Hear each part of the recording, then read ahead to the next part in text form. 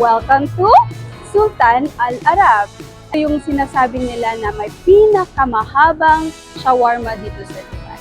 Yung iba, sinasabi nila, underrated daw yung lasa ng shawarma. Pero yung iba, ang sabi naman, overrated. Ibig sabihin, hindi masyado masarap. Siguro, na-hype lang sila. Kasi nga, hindi siya normal yung haba ng shawarma. Para malaman natin, kailangan natin i-test yan. Overrated nga ba? O underrated? So, ano pang hinihintay natin? Let's go!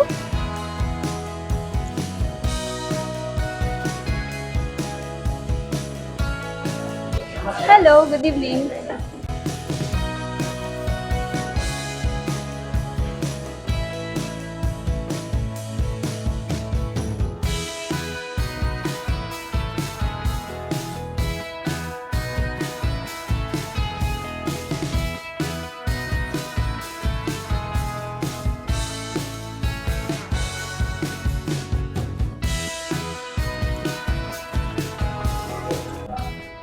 So, nag-order tayo ng chicken shawarma. Yung normal lang, hindi maanghang, tsaka madaling kainin. So, let's try. Excited na akong matikman para maibigay ko na sa inyo yung aking rate. Overrated ba or underrated? Tara! Let's go! Sobra-sobra to sa akin. Kaya, pwede lang na i-share ko sa inyo. Let's try! Okay. Una, kainin ko yung first hati. Tingnan natin yung loob pala. Yan, ganyan siya. Chicken. Meron silang leaves, green leaves. Meron din silang rice.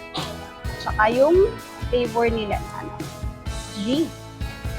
Sauce. So, unang kagat para sa inyo. Liitan ko lang.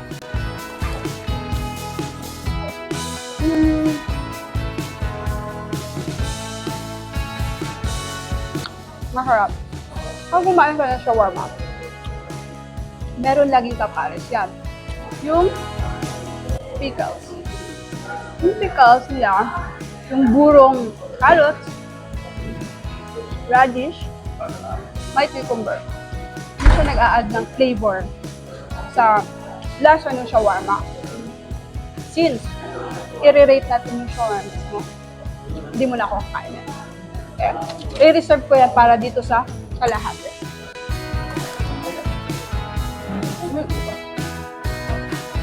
Masarap. Opinion ko yun. Sulit. Yung isang buong shawarma, yung halaga na is 20 dirham. Masarap. Walang halong semen. Masarap. So, kung ikaw nandito ka sa Dubai, malapit ka dito, malayo ka dito, I suggest, bisitahin nyo na yung Sultan Al Arab. Masarap ang shawarma nila. Hindi po pala ako binayaran to promote. Ito ay sarili kong pag-review. Pero sa akin, masarap yung shawarma nila. So, tara na. Tikman nyo na. Para kayo din makapag-sabi kung ano ang para sa inyo to. Rate ninyo. Kaya, salamat sa panonood. Bye!